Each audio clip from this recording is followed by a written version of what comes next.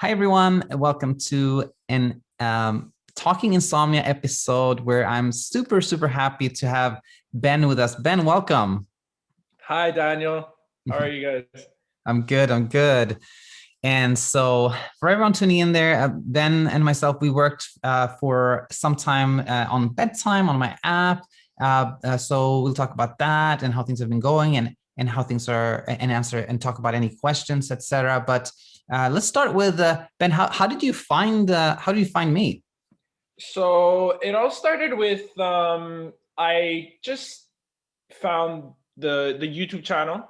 Back then I'm not sure exactly when it was, but when I found it, I saw many episodes. So I was just scrolling through them and watching them in full, and obviously they're extremely helpful. I then after found out that Daniel was developing an app, and as soon as I saw the app was released and all that, I definitely reached out, and I was actually a client, like one of Daniel's clients in bedtime, and I've been running the app. I'm not currently running the app, but I was running it for maybe a couple months. So Yeah. yeah. Oh, it was quite. I mean, I knew it was a while ago, but so that must have been like a year and a half ago or something like that. But okay. Yeah. So yeah, so yeah, tell us a little bit about how you started having trouble sleeping and how what happened from then on. Okay, perfect. So as you mean, like, I don't know, you guys probably don't know, but so I'm 20 years old, and I'm still young. But the way it all developed is I'm into really the gym, and definitely I try to be a perfectionist with this. Dialing in nutrition and working out and things like that. And maybe I'd say like 2 years ago, I hired a coach that really I told him, I'm like, it's the summer, and I really want you to uh, discipline me, but like really get me on a really well structured plan. So he's like, okay, no problem. And already for my height and my weight, I was eating a lot of food, and it was normal for me. I was feeling good. All of a sudden, I think I was eating. I was. I would say I was not eating a lot of food, and I feel like that's when my cortisol levels would really rise. I feel like that had to do a lot with my insomnia because that's when my sleep really took a toll. Um, and as soon as when I saw that, I was thinking in my head, like, whoa, why am I not sleeping? Why am I not sleeping? And it was worrying me like a lot. So I think that's how it all started. And then it continued from there. But it was a cycle. So some days I'd sleep well, better than the other. But I think that's really how it started. It was when my cortisol levels were really elevated because I was kind of restricting myself too much in terms of not eating enough food because I was, trying to prepare for the summer or something like that. Absolutely.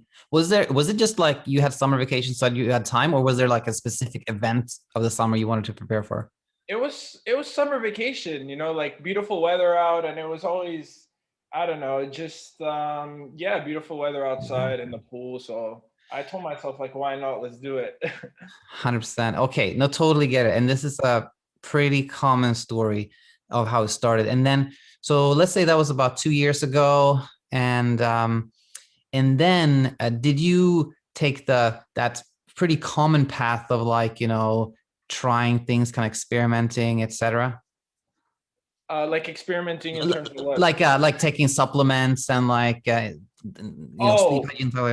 oh, yeah, true. I didn't even mention. So once I saw that my sleep was really, not doing too good, um, my first resort was, I tell my parents about it, and they want to help me as much as they can. But then right away, I was doing a bunch of research, and I was taking melatonin every day, and I was also taking at a certain point, I was even taking those, like Benadryl, like the medication Yep. that gets you really sleepy. And I was taking a bunch of these things. I realized that in all, it's not what's going to really help you overcome insomnia, of course. But yeah, absolutely. But naturally, like so many others, you were trying, like you were researching, taking melatonin, and you were not sleeping so well. Like, do you have I think for a lot of listeners, it's they'll be curious about this. But if you recall, like, do you remember how little you slept or how much you slept or what your pattern was like?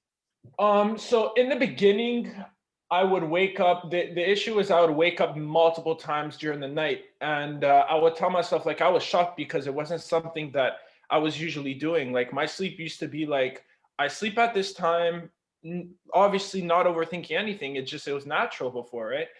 So I would sleep at a time, wake up at this time. Now all of a sudden, when I was having difficulty sleeping, I would wake up in so many periods and like waking up, and it was always like also when I was going through insomnia, I was always waking up middle of the night to urinate. So it was, yeah, I wasn't sleeping, I'd say like maybe around 4 to 5 hours, Exactly, exactly. something like All right. that. So now this went on for about how long before you found the YouTube channel? Um, so I found the YouTube channel I don't know, like it was pretty recent. I think it was because when I was first experiencing insomnia, I think that was like over like 2 years ago, Mm-hmm. and I think I only found out the channel maybe a year ago. So yeah, it was something like maybe a year later after I was experiencing insomnia. But I really had to do a lot of digging. I was always doing research because I knew something like I it was something that I had to fix. Like I didn't want it to last, my whole life. Exactly. Totally get it. So it was basically a year of kind of not sleeping well, a lot of awakenings, a lot of research, and then you found the channel. And then did you pretty quickly feel like, oh yeah, this starts to make sense, and you started learning? Like you're saying when I came across your podcast? Yeah, exactly.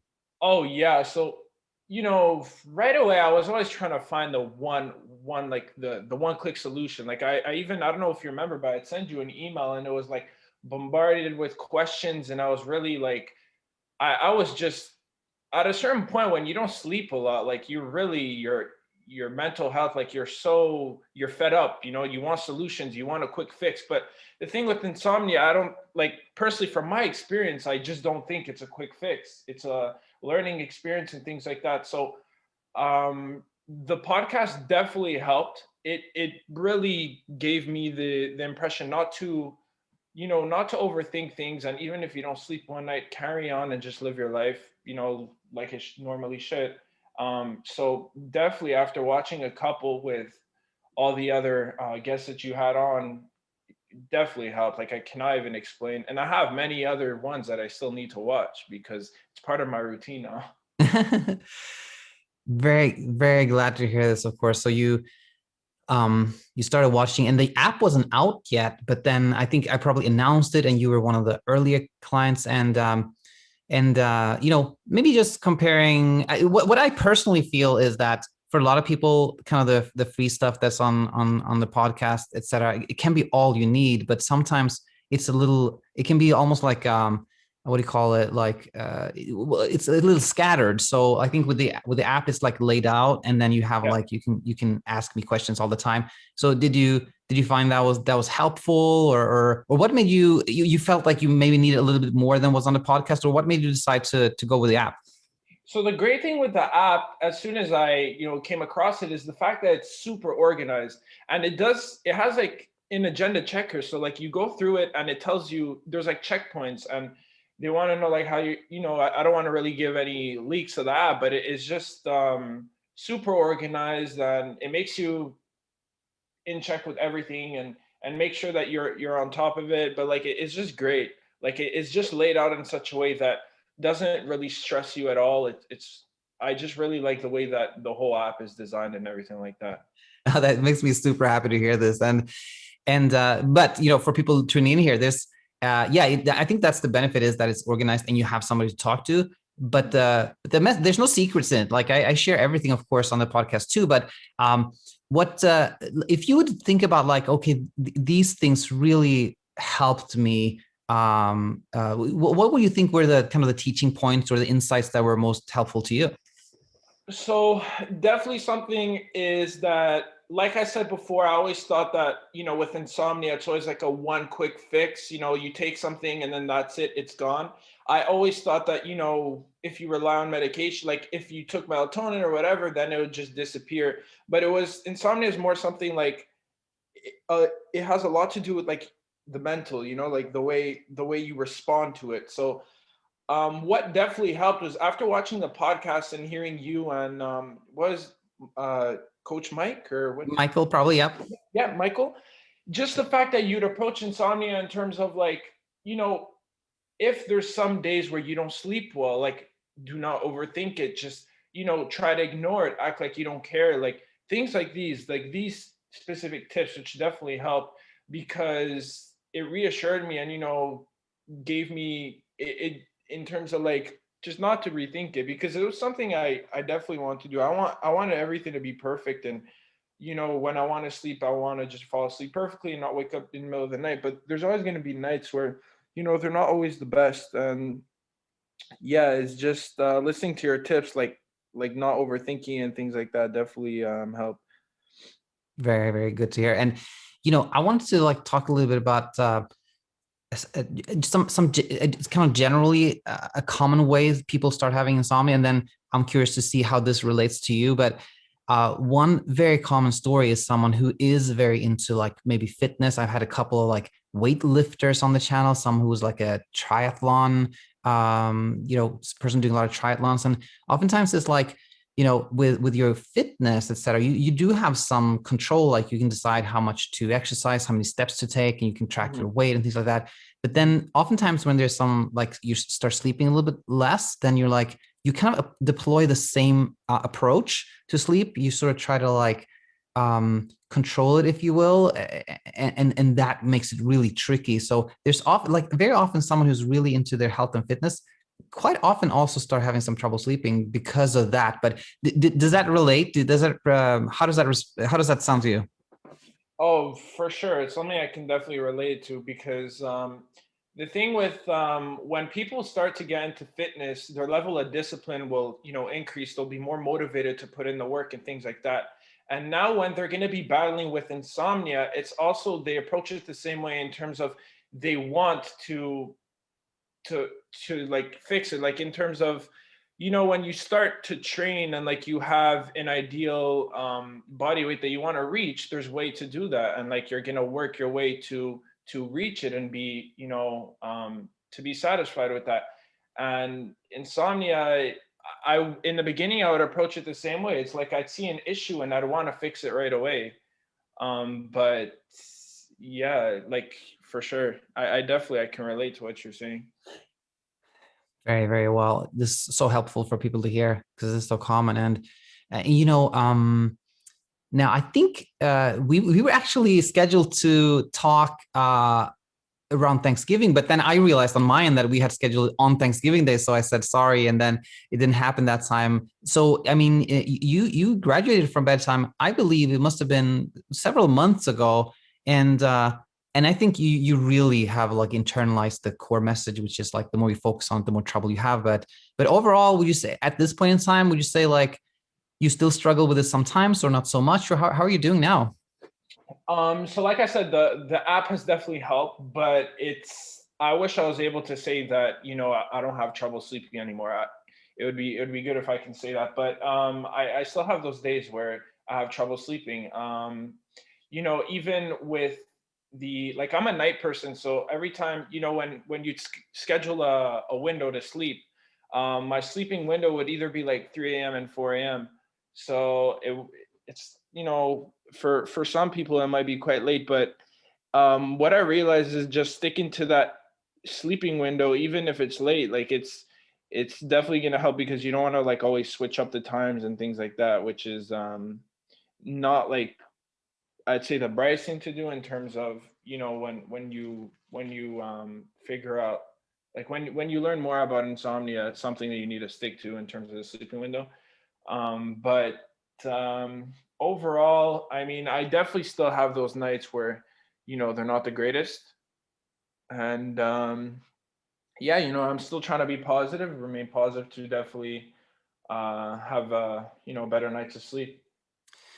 I think that is the most important, really, is uh, I hear so often people tell me that, when I work with them, kind of like maybe in the earlier part of like working with someone, they say like, oh, I didn't sleep well a couple of nights, but I've noticed that I'm not so upset anymore by that, and I don't really react to it so much. And that is so helpful because that really shows me that like the fear starts to go away. And if they don't, if they aren't so upset when they sleep little, that means they won't be so pressured next time. So overall, I think that leads to like a place where you still have these waves of like trouble sleeping, because it's kind of this fear comes back, and it takes a long time before you're unscared. But typically, if you do what you do, Ben, then those waves with time become like further and further in between, and they become like less and less strong. So it sounds like you're on a really good path there. Yeah, yeah, no, for sure. I mean, after a lot of experience of like not sleeping and everything, you have to realize that your day just goes on. There's nothing you can really like overthinking is just gonna make the situation worse, and you just need to go about your day and be as productive as you can be, because you don't want to be overthinking about it, which will just make it worse, definitely. 100%. And what is so? Is it that you sometimes find yourself like you're kind of a night owl, and sometimes you find yourself going to bed like super late, and that throws off your schedule, or is that what sometimes happens? Or So yeah, like honestly, I'd say for the past like I'd say for the past year, 2 years, there's not a there's not a night where I went to bed before 3 or 4 a.m. And I am a night person, and sometimes it can be definitely hard because there's things you need to do in the morning. But I've tried at least my most to be consistent with that sleeping window.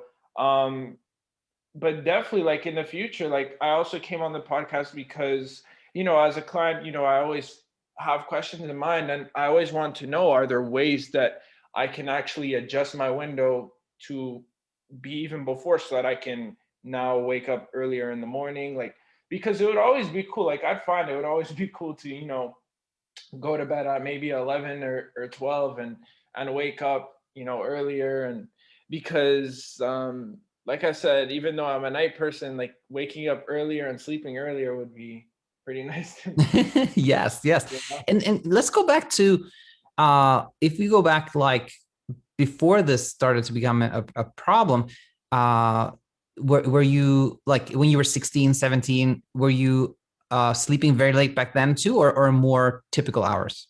It was more typical hours. Like it was maybe midnight or one, like Mhm.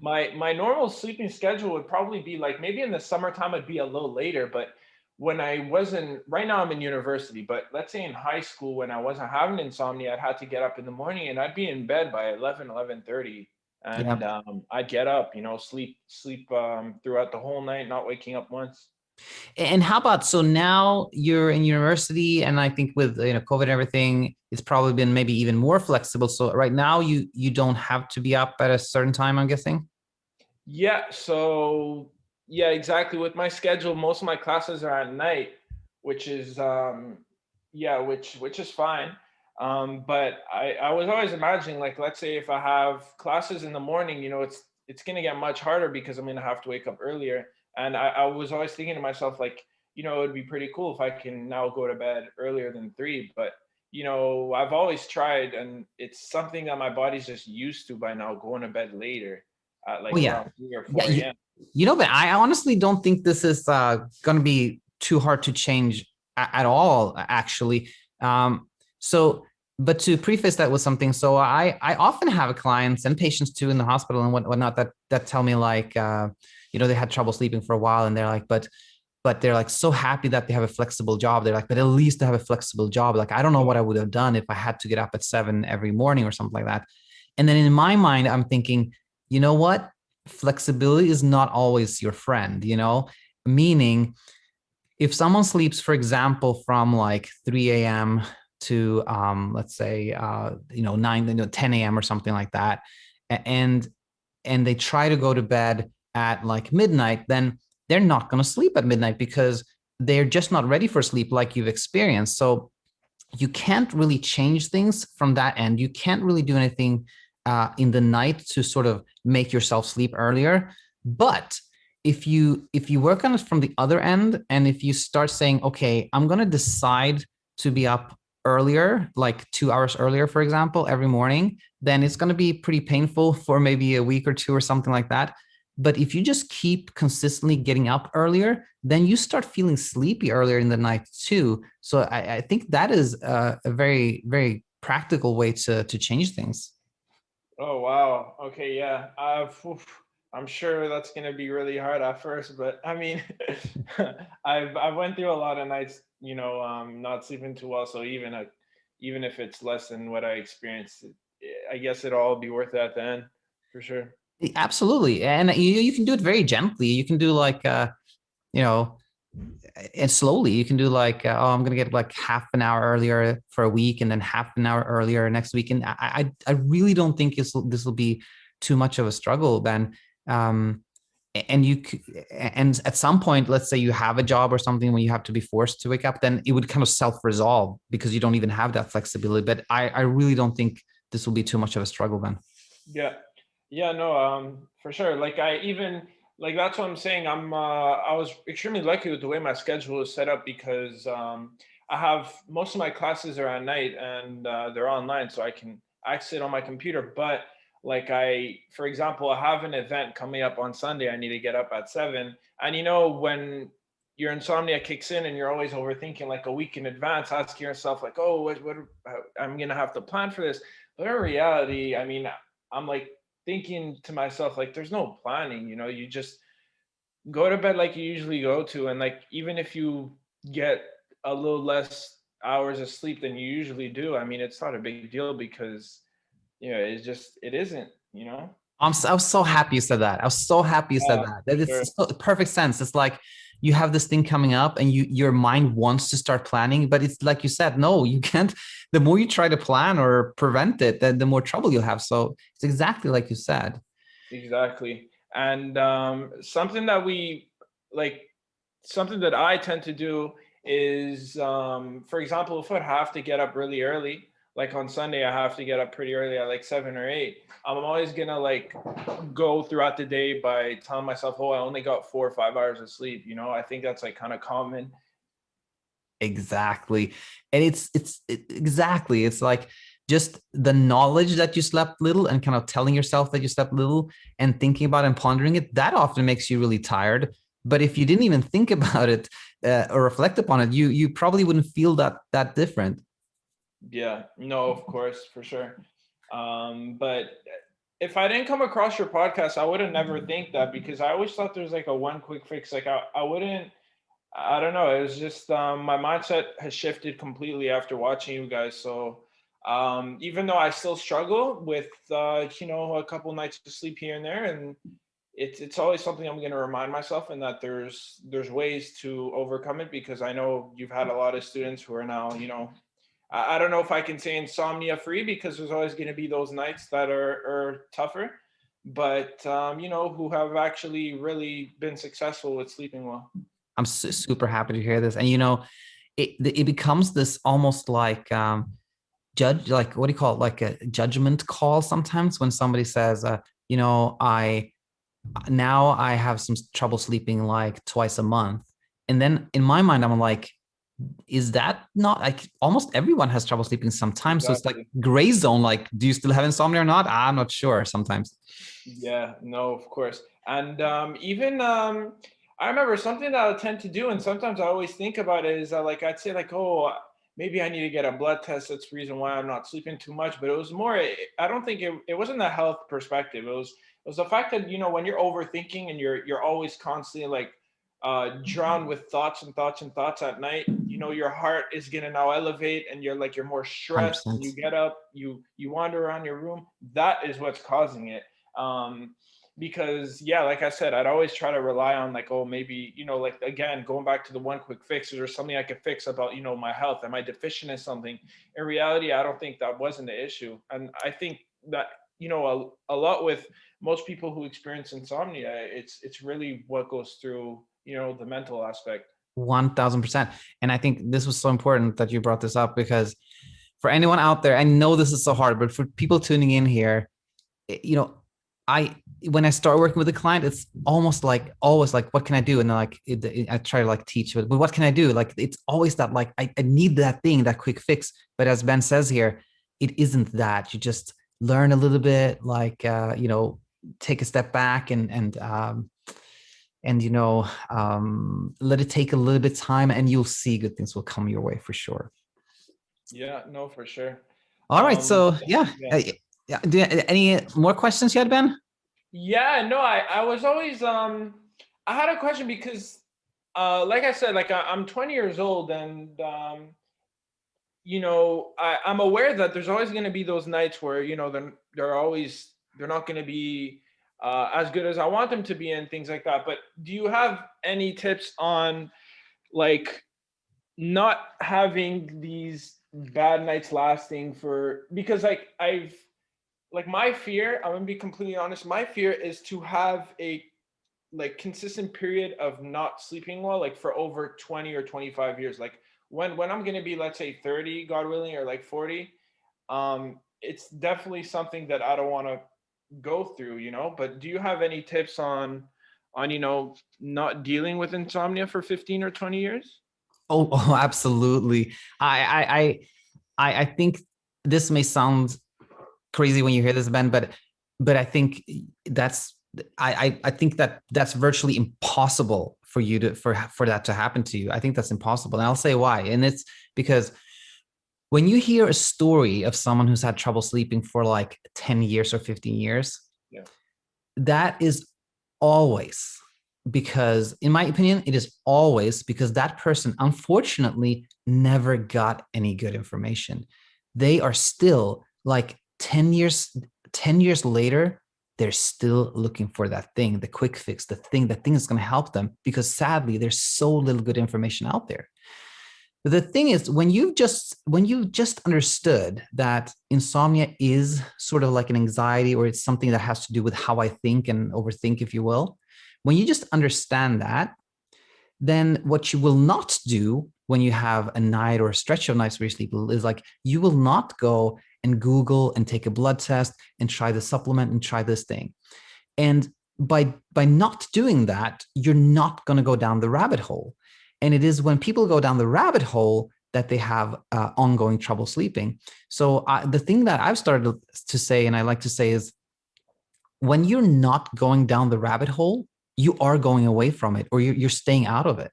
And when you're doing that, when you're not sort of taking the bait, and you're not tempted to like start researching and trying and experimenting and looking for the quick fix, then that trouble sleeping you have, it is going to be fleeting. It is going to be fleeting. If you don't respond to it or maintain it in any way, it just goes away, So I think that is it, Yeah, wow. No, for sure. But it's like, what do I want to say? It's like, even with all the information that I got from you guys, it's like I still have those bad nights. That I think that will that will probably happen. That happens to everyone. I think. Well, I will say this: that the difference between you and sort of a random person is that uh, everyone has a night where they sleep little or a bad night. But that person who never really had trouble sleeping, they won't think much of it. They're like, oh, I hardly slept yesterday. I must have been stressed out. And then that's it. And then It's they true. don't think about it, right? But the That's difference true. with you is that you think, oh my gosh, what if the insomnia comes back? But it won't, because of what you understand. But I understand that's the difference between you and someone who's never had it, is that, of course, it can trigger some fear, but that's it. It won't escalate unless you kind of start going to that place where you know not to go. Yeah. But I want to add actually one more thing, which is, okay, this is a tricky one to like be teaching, because it's kind of scary. But when someone has had a real episode of like real trouble sleeping, people often refer to like the big one, like that stretch of nights where I hardly slept at all. And that person can often sort of live in fear of that coming back. They live kind of in fear of like the big one coming back. And although they're okay, they sort of always have that underlying anxiety. What if it happens again?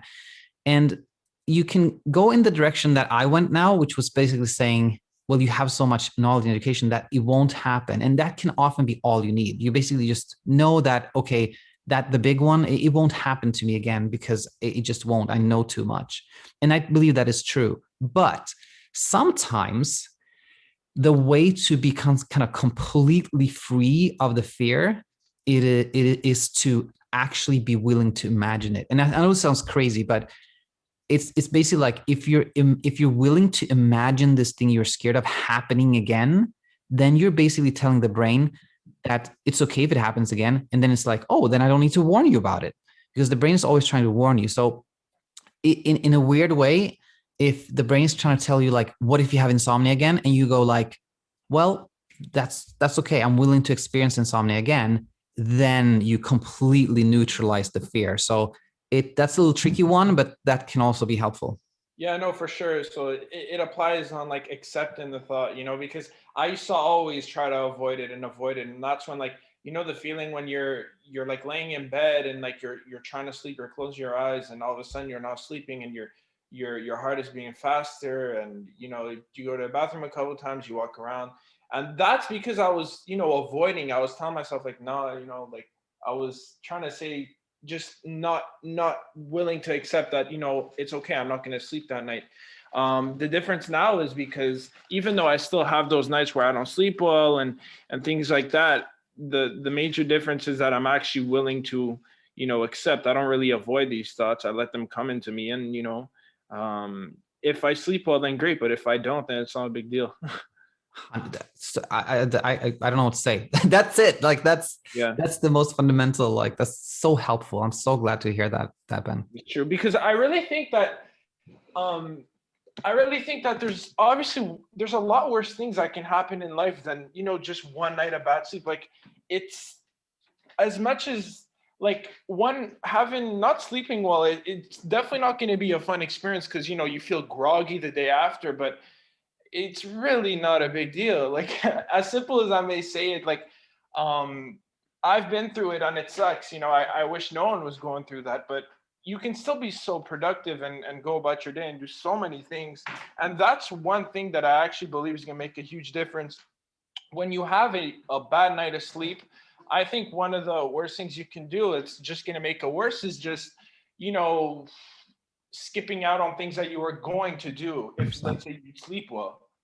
Absolutely. Um, for example, like, again, relating it to the gym, on some nights that I wouldn't sleep well, I tell myself, okay, my body's not recovered, I'm not gonna work out. But that really that made my insomnia worse, because I was telling myself every time I don't sleep well, I'm not gonna exercise and I'm gonna be sedentary. But it shouldn't be the case. Like, even if you have a bad night of sleep, take a walk outside, get some air, some cold or hot air, depending where you live. And yeah. Absolutely. 100%. And I was just thinking about something right in this moment as we're speaking, is like, how like muscles build by actually like, Recovering. yeah, recover. Exactly. You sort of break down the tissue and then they recover, become stronger, right? And I think in a way you can look at those nights where you sleep little, the bad nights, like that, like the more of them you have and the more you kind of just bounce back after them, you don't respond to them, the stronger you actually get, the less fear you have of them, and then they will happen less and less and less. Yeah, exactly. And there's a lot of like influencers out there, and they always listen. Recovery is extremely important, and there's no way of growing and even losing weight or whatever goal you want. You definitely, your body needs to recover. But I think, like, even let's say if you have a night of 4 or 5 hours of sleep, if you tell yourself like, yeah, I'm not gonna work out because I didn't sleep well, I think that's just gonna make the insomnia worse, because 100%. you're gonna have nights where you don't sleep well, but you can't just tell yourself, oh, I'm not going to. My friend, for example, I'll just take one of my friends, where he's my workout partner most of the times, and he doesn't have insomnia. I mean, his sleeping schedule is fine, and obviously he has nights where, let's say, he has to wake up early, he runs on 4 or 5 hours of sleep, but he doesn't like not work out.